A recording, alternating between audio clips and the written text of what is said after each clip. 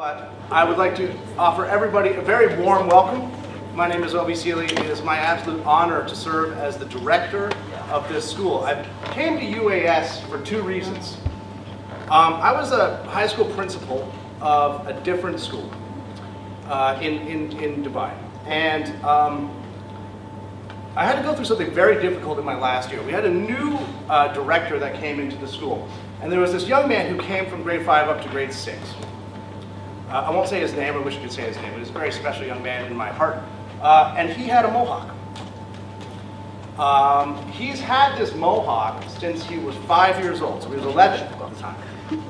And at the age of 5, or sorry, the age of 11, the new principal came in, and I was in role of the high school principal at the time. And he said, this young man needs to cut his hair, or we will expel him from the school. And so it was my responsibility to expel this young man from the school. And the young man said to me, through tears, sir, my mohawk has been with me more than half my life. Yeah. Has been with me. It wasn't like, it was a part of his identity.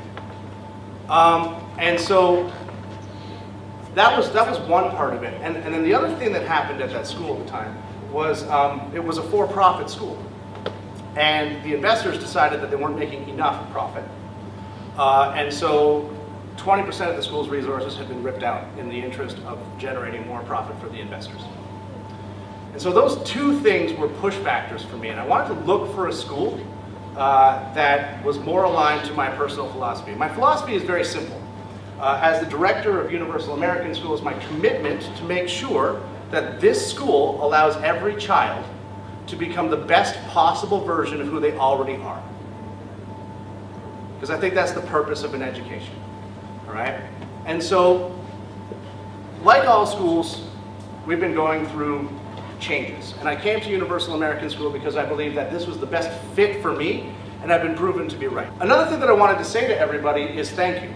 If you have, first of all, I'm so delighted with my new principals. If you have principals like I have right now, you have to up your research game phenomenally because these people are incredibly driven by research. So I was digging through some research the other day, and I was thinking a little bit about the turbulence and the changes that have gone through in our school. And I thought every parent who's been at this school for a long time, we have to say thank you to, because the current state is something that we all knew. We knew this school, we knew UAS.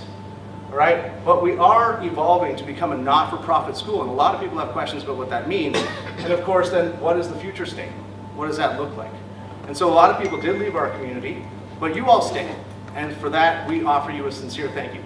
I believe that this school is more ourselves than we've ever been, and I'm really excited about becoming a not-for-profit school because we are going to be able to remain relevant as we go forward. So my responsibility as the director of the school is to understand where we were for the last 3 and 4 years, to preserve all those great pieces, and then to allow the school to grow, because we've always referred to this school as a school of great potential. And we are going to actualize that potential in the coming years.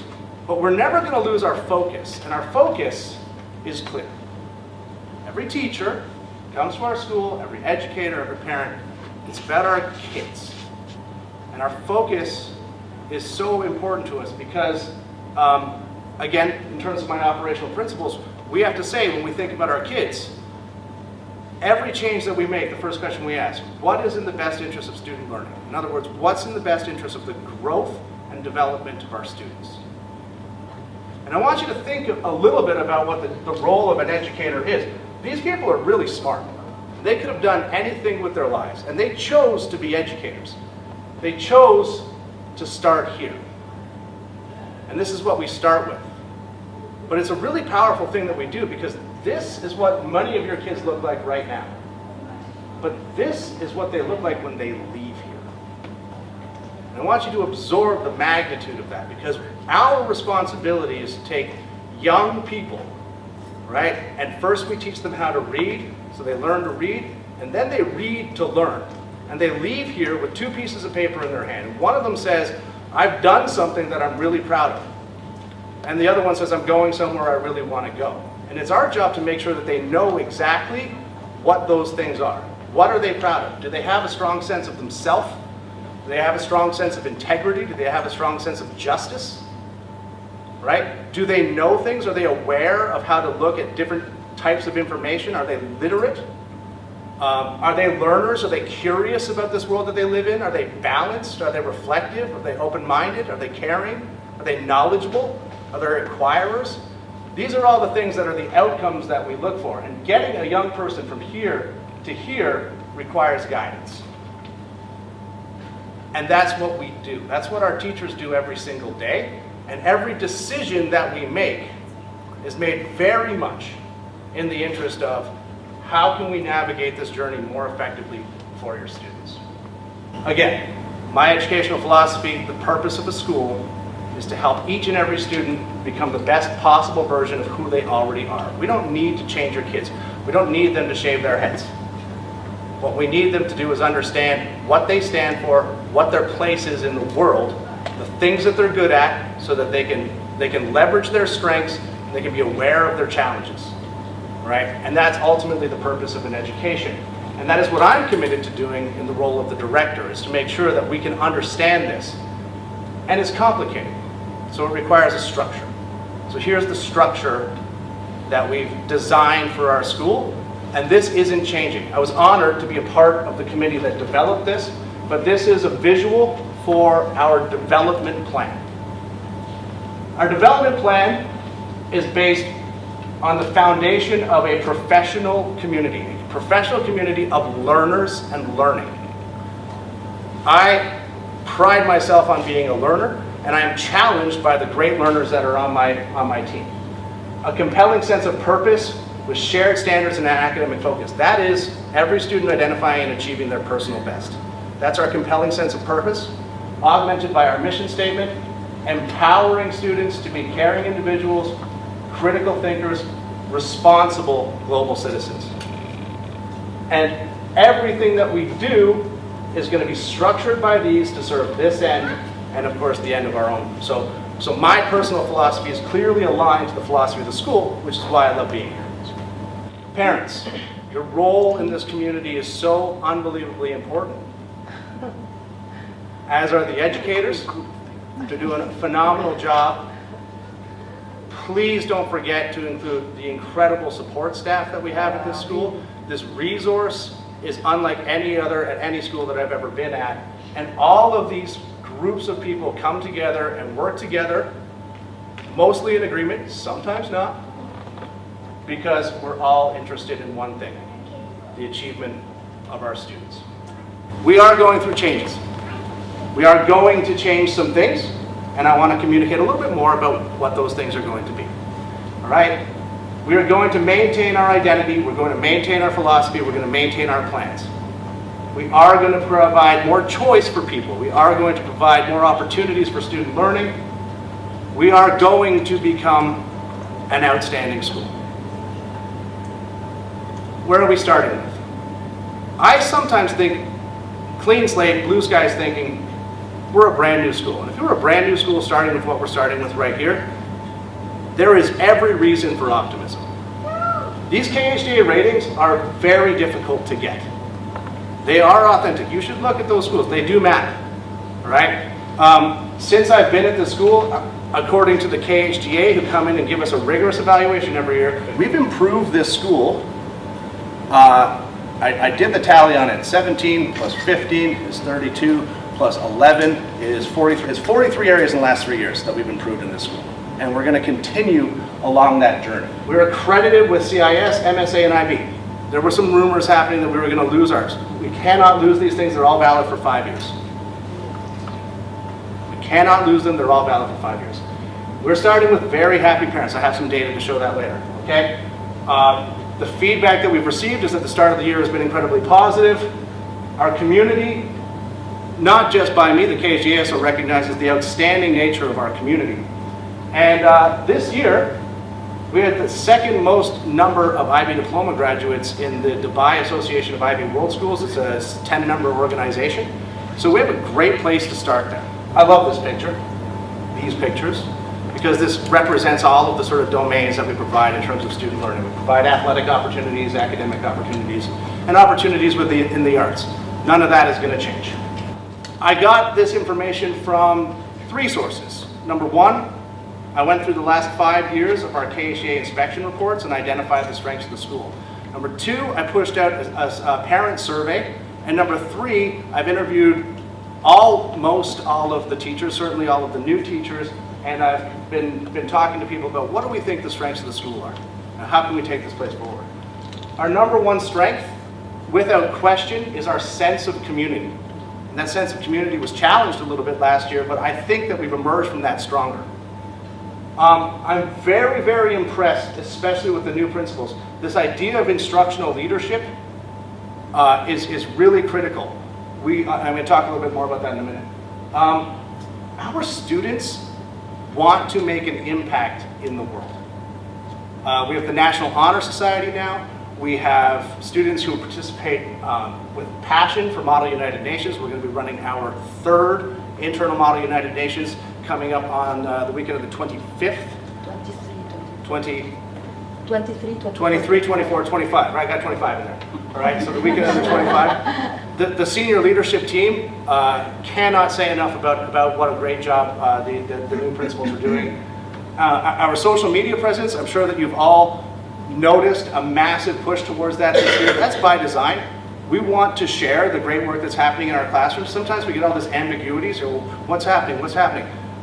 Open up Instagram, you can see really clearly what's happening. You get 100 posts a day. And we're going to be steering most of those back to our website, because our website is one of those areas we need to develop.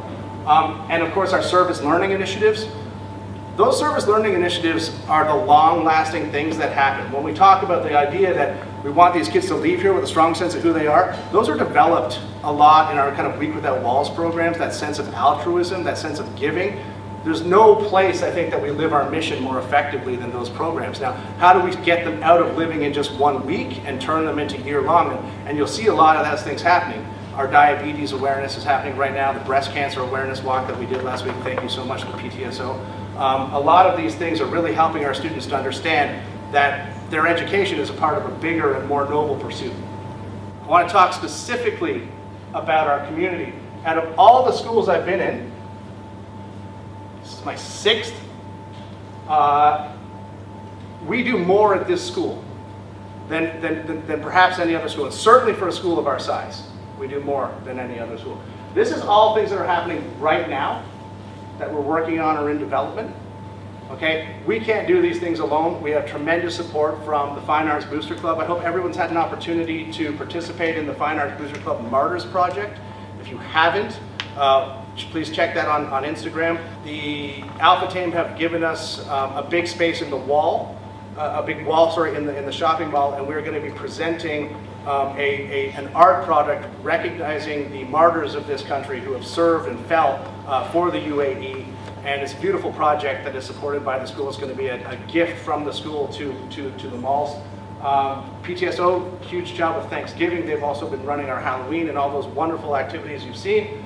Those are coming up. Middle school play is coming up in a very short space of time. The set looks fantastic. People have been working really hard on that. I believe we have 50 plus students that are going to be participating in that play. UAE National Day, big event here. Please do come out and support the UAE National Day and diabetes awareness. These are all going on. I won't go through all of these, but this is some of the things that we've done. And this is just last month. I couldn't go all the way back to September. It's a phenomenal community at this school. Instructional leadership. So far this year, we've set a record. Our leaders have been in over 150 lessons. And we're identifying those trends in those lessons, and we're making sure that we're going to support those people, our teachers.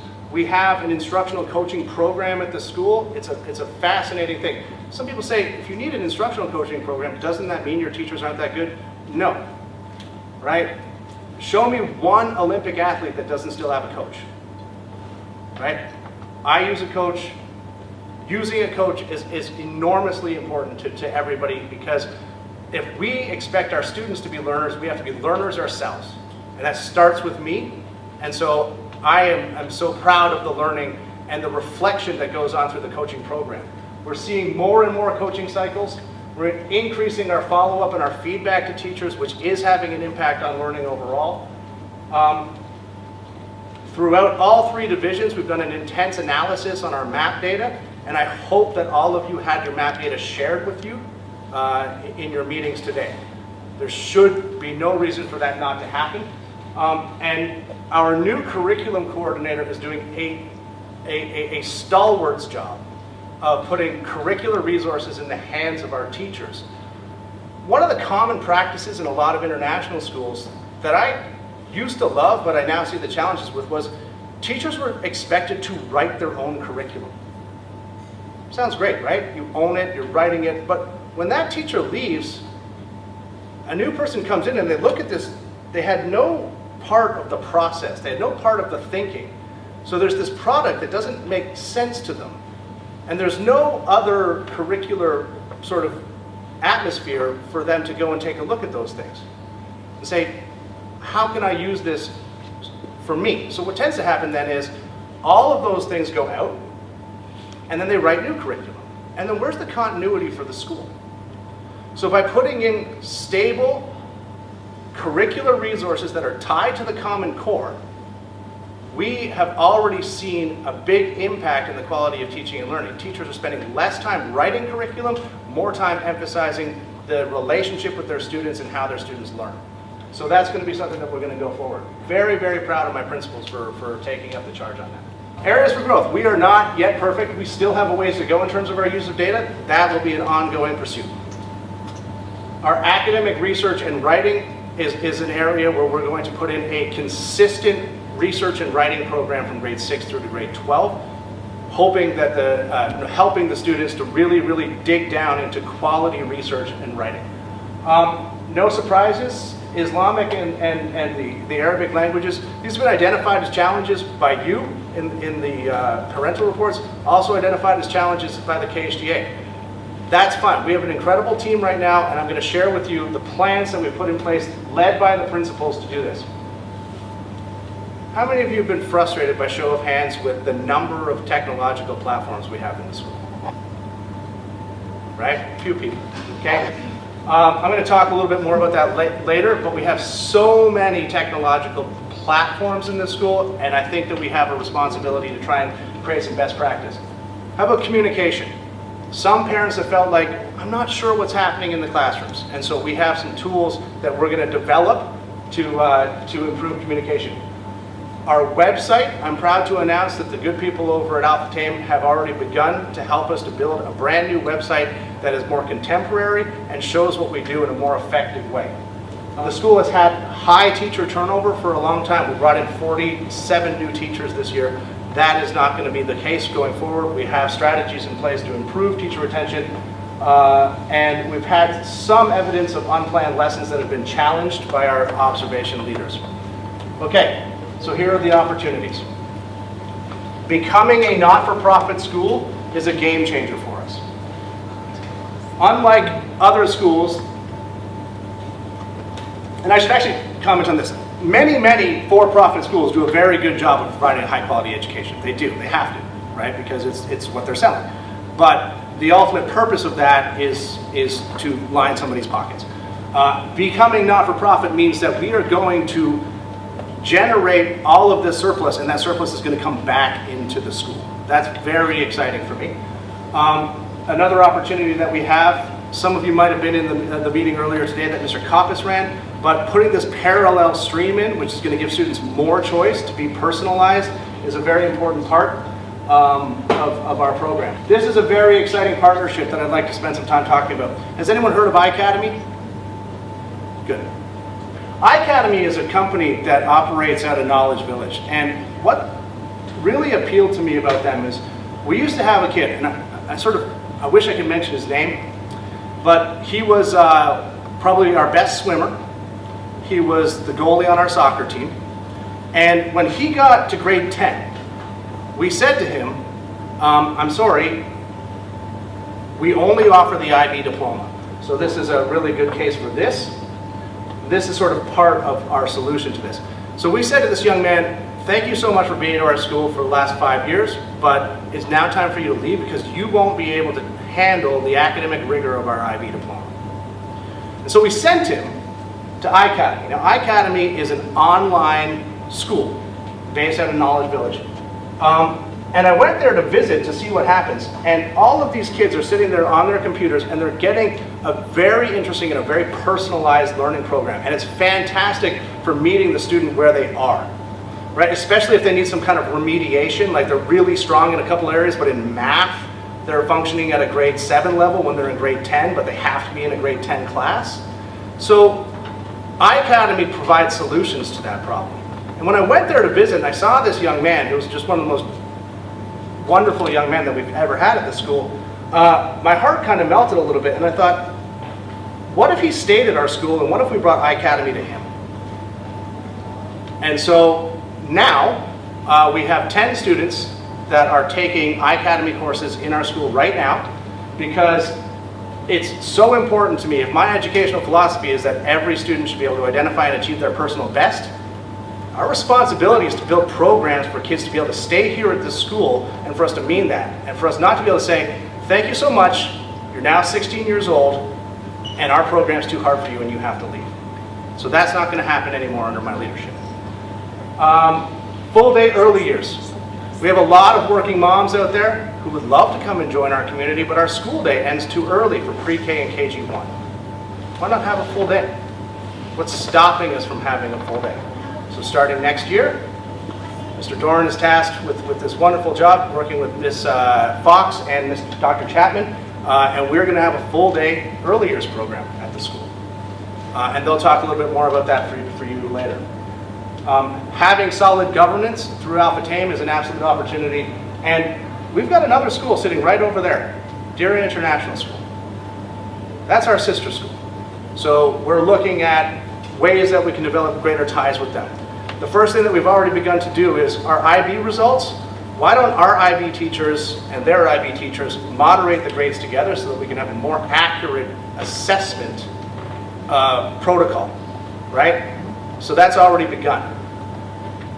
They have a basketball team, we have a basketball team, they have a soccer team, we have a soccer team. Why don't we begin some friendly competition with our British neighbors just down the road, right? So we're going to have stronger ties to DIS, and these are all great opportunities for us. Very delighted to talk a little bit more about this, is a cafeteria. In a meeting 3 weeks ago, we secured a commitment from Alpha Tame to build us a new cafeteria. Okay? And that cafeteria, I'm going to talk about it a little bit more, but that provides wonderful opportunities for increased learning spaces in the school. It doesn't just have to be a place to eat. So we'll talk a little bit more about what that looks like. The elementary play area, all right, that's an area that needs some development. So we're looking at, let's put some artificial turf down there. Okay? That one hasn't yet been signed off on, but I have every confidence that it'll happen, if not next year, the year after. Our timetable. Our timetable is a challenge, and I'm going to talk about that at great length later on. All right. Our system of collection for school fees, I know that those are frustrations for you, they're frustrations for us. Parents, I'm looking for people we can work together on how we can improve that system of collection so that we don't have to go through some of the uncomfortable challenges that put your children's learning, sort of in the way with our existing practices. Teacher attraction and retention. There are 300 independent schools in this city alone. Attracting and retaining the best teachers is such a critical, important part of what it is that we do around here. Teacher licensing, I don't know if you know about this, but our teachers will all have to go through a license. This is a very rigorous problem that we have a good solution to. We have 78 teachers currently enrolled in the UAE teacher licensing. That should help us with our enrollments. A competition, 13 new schools came online in Dubai in the last year alone. All right. Demographic shifts in Dubai. I went to a presentation at edX MENA last week. Apparently, it is not accurate that there are few people coming to Dubai. Apparently, it's accurate that there are few people with kids that are coming to Dubai. More single people are arriving in the city, right? And we have the ESOL transition. And of course, people said, well, what is this going to mean? What is an Alpha Tame school going to be like? And again, thank you all for staying with us because I'm very proud of it. And so what are people saying at the beginning of the year? People are saying that they're generally well informed of the way that their children are learning. I hope that after today, in your one-to-one talk with your parents, that some of these would shift further to the right. By the way, this is I'm very comfortable, this is I'm not comfortable at all. Divisional principals getting very big kudos. Most people very proud, some people unaware. Some people saying that there's some room for growth. So here are the things that we've already done this year in 3 months. Usually in 100 days, you just sit and back and observe, but we've actually been very busy in the first 100 days. We'll be slowing down, but we've established a philosophy for our program called GOAL.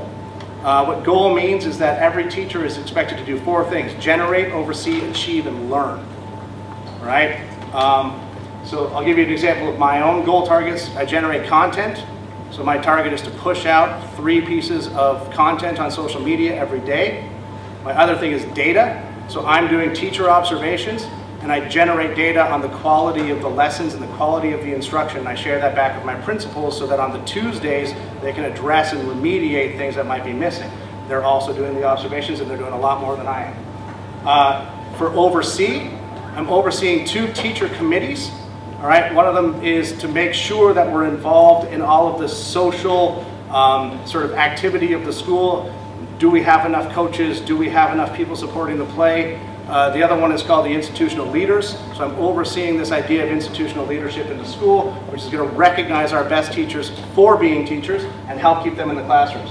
For achieve and learn, there are 2 things I'm doing. I'm trying to up the profile of the school by being involved in the talking circuit. So I presented at edX MENA last week, and I'm giving another presentation in Ajman on the 22nd.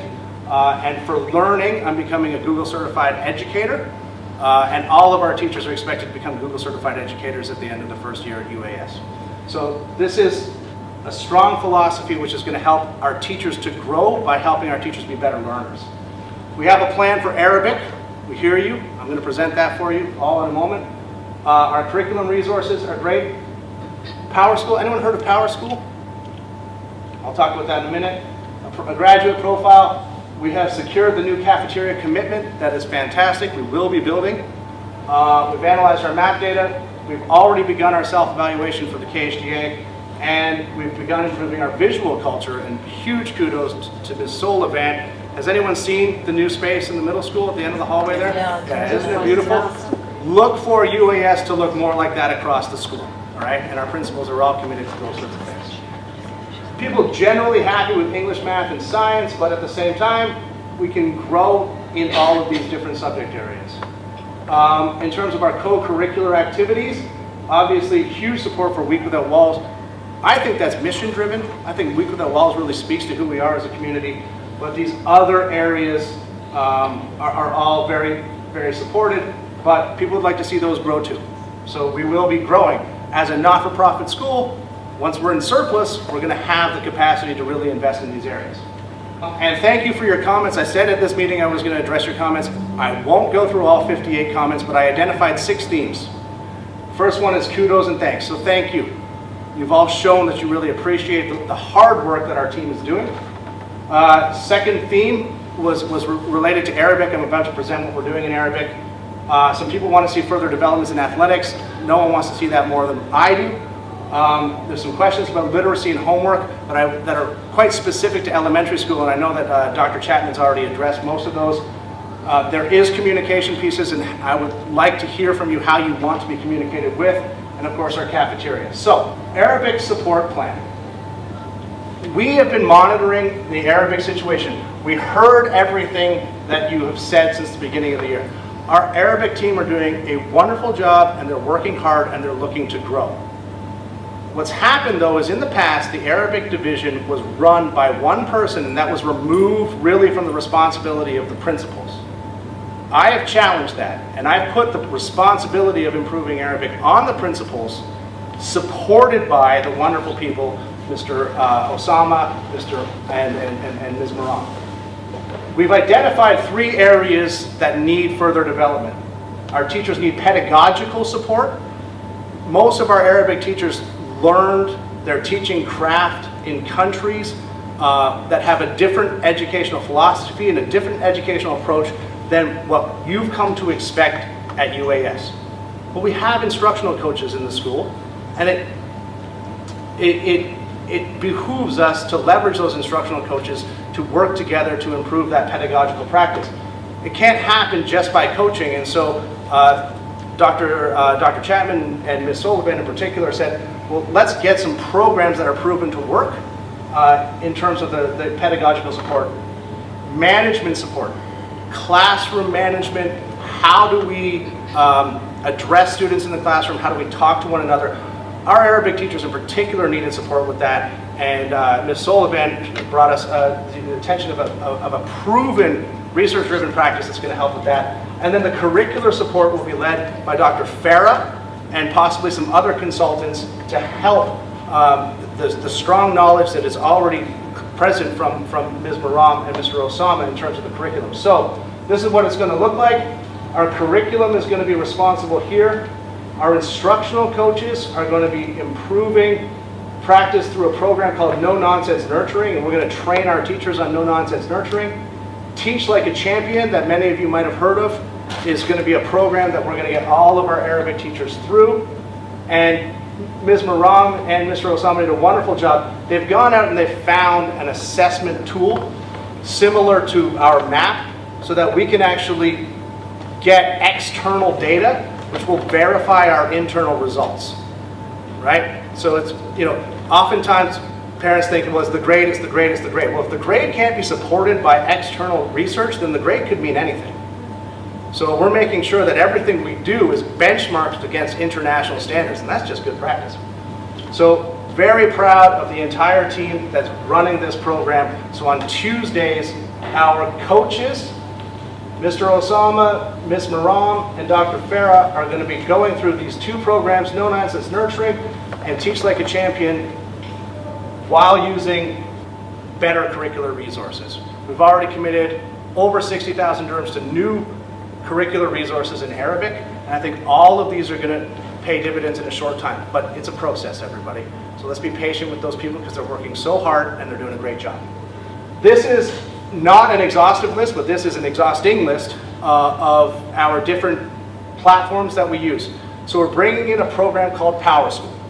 What Power School does is it takes all of our learning management systems and our student information systems and it synergizes those things effectively, which should streamline communication so that you don't have to have 5, 6, 7 different logins to get to different places, okay? It's a program that is used in most of the good big international schools. We have a consultant, Mr. Dorn has worked with this program before. A consultant is coming in from ASD who have had this program in their school for over 10 years. And we are going to be putting this in, and I'm sure you're going to see the fruits of the labor here very effectively. So this should help us to streamline communication. Again, the full day early years, I talked a little bit about that, but this is going to help us to improve and to make it easier to access a UAS education for many of our families. One school, 2 programs. When we started this conversation, I talked a little bit about the young man who had to leave our school. Under this, no one will have to leave our school. And I don't want anyone thinking that one is more rigorous than the other. It's not the case. One simply has more structure than the other. So this one here is a buffet. And in that buffet, there's lots and lots of different options. Each course is 1 year long. If you take a course, you finish it off. The next year, you can take an entirely different battery of courses. This one here is a set menu. All right? And that set menu, you get limited choices. You have to have this, you have to have that, and there are 6 different items on that set menu. So just think about those and the different things. Very, very academically rigorous, unapologetically so. Everything is hard, not going to get any breaks. You're going to be producing a lot of high quality work fast. This one, choose your rigor. You can have 1 AP course, 2 AP courses, 3 to start off with, right? Eventually we'll have a battery of AP courses that is similar to the IB courses, so you could do a very, very rigorous program in the parallel stream. I'm going to take questions later. Right? So those choices are there, and tomorrow at noon, Mr. Coppice and Ms. Cummins are going to be giving a 1-hour presentation simply on this topic. Okay, they ran that today, we'll run it again tomorrow. The timetable. I think the timetable is the biggest challenge to our school. Let me tell you a few things that I was talking to. I have a new teacher, he's a grade 12 teacher. In our current timetable, between Wednesday of week 1, he doesn't see his grade 12 math students until the next Tuesday. Also, because our timetable is tied to the days of the week, at the end of the year last year, we counted up all the Thursdays missed. And if you had math on Wednesday, because you were in class 10A, you would have had 10 more classes at the end of the year than class 10B, whose math class happened to happen on Thursday. That's no good. Plus, if you ask any student in the school, what do you have right now? Oh, okay, they pull out their phone, right? Which week is it? Is it week 1? Is it week 2? Okay, it's Tuesday, right? There's 5 periods in the day. I've never seen a timetable that is in more need of support than this one. My experience in my 5 other schools, 4 of which were IB schools, day 1, day 2. Simple. If Thursday gets missed, that's fine. Thursday was a day 1. Let's just move day 1 over to Sunday. All right? There are other ones that are day 1, day 2, day 3, day 4. But whatever we have, we are targeting a timetable that is not linked to the days of the week. Okay? There are other questions. We have one of the longest days in Dubai. Why is our day so long? Does it have to be long? Part of that has to do with the cafeteria. All right, but can we make a more reasonable day? I think some of our children, they leave tired. I also think there's a lot of research, especially this is for middle and high school. Are there too many classes in a day? Can you really engage in that much shifting from rich and rigorous thinking? Wouldn't it be better maybe to slow them down? There are some schools in Dubai that offer 3 classes in a day, some that offer 4. All right, we're currently at 5. And so those are the questions. And another one, almost every other American school will have opportunities with timetables that have multi-grade classes. Why don't we have that? So we're putting some work into our timetable right there. Like I said, our cafeteria is secured in principle.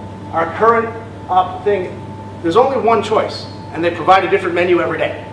So what we are thinking about is, let's get a big cafeteria, 2 floors, right? And let's provide more and more student choice in there.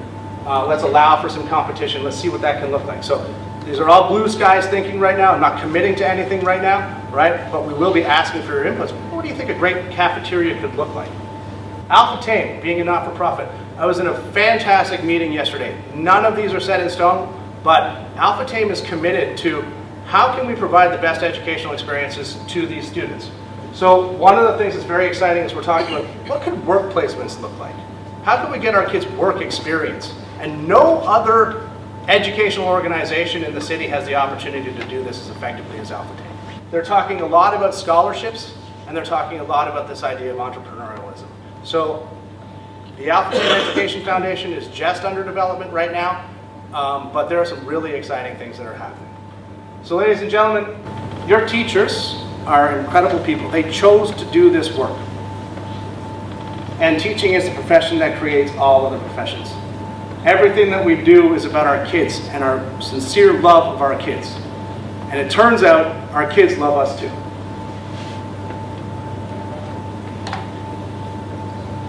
Is that a real note?